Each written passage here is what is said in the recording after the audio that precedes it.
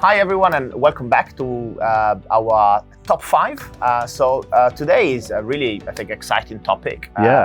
Which we highly recommend to watch. Today we're going to talk about the top 5 reasons why you should start your own recruitment firm. We did it, and so far so good. I think we're really happy with our move. Yeah, if we were struggling to think of 5 reasons for this one, I think we should give up. We should give up, right? Yeah. So I think the number one reason, I think this is one of the biggest ones for us, is you get freedom. Right, I think Alex and I in particular have always been, we've always had a very set ideas about how we want to do things, and that became apparent when we worked together before.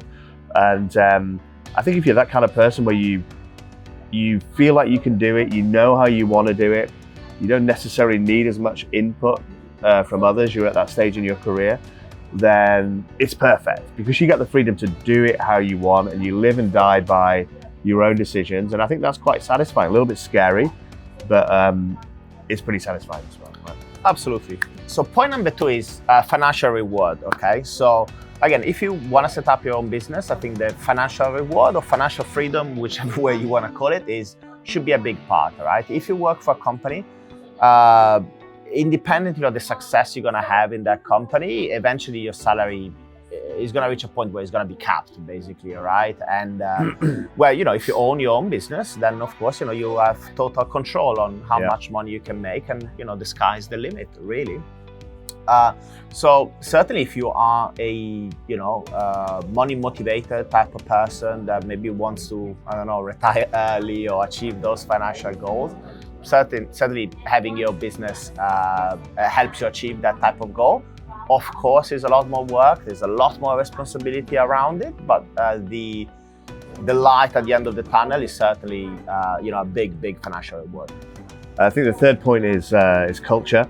When you work for another person's business or a big business, the culture is set to a certain degree. I mean, we've both worked for big brands where the culture of the business is pretty much the same in every office around the world.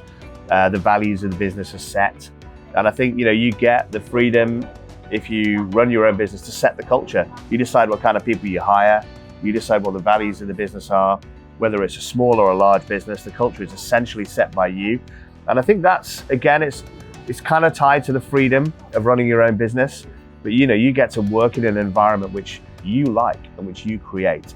And there's something very satisfying about that too. I think number 4 is you kind of have in my opinion, a greater sense of purpose when you run your own business. I think everything you do really matters.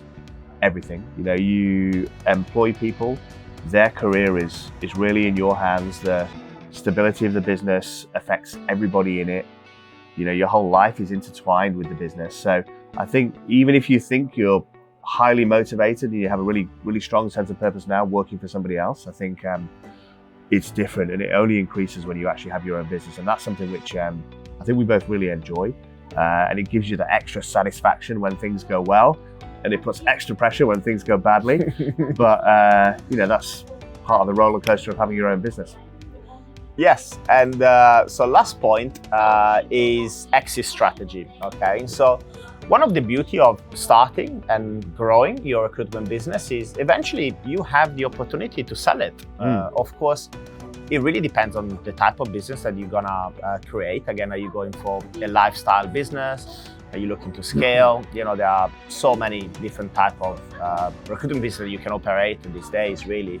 And the beauty of it is that if at some point, you get tired maybe, or if the business comes really well, you might get approached by somebody else that wants to enter that particular market or that particular niche specialism that you have created. And you might end up, selling the business and getting a really nice financial reward after it. You might stay within the business. We've seen a lot of people that actually sold the business and then stayed within the business and actually ran it as a managing director and CEO.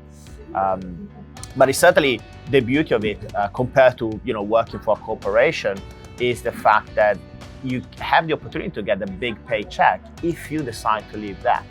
Yeah, and an exit strategy doesn't necessarily mean that you leave. It could be that you appoint an MD or a CEO or whatever, and you still own it, right? And the business is still running, owned by you. but you're not involved. So I think it could work either way. You can sell it and leave completely, or you can still have Be the business, involved. right? Yeah. Yeah, I think we also Also saw be involved a little bit. Yeah. Yeah, we also saw lots of people that actually lured investor into the business. You know, so if you start your business and you own 100% of it, Yeah. and eventually, again, if you really want to go down the scaling route that we are trying to do, of course, you know, bringing an investor on board at some point, you will have to think about that if you really want to scale at a fast pace, and you have that opportunity again if you own the business. So, again, having your business allows you to have a huge amount of freedom in how fast you're gonna go, how you want to do it, and eventually how you're gonna end it as well.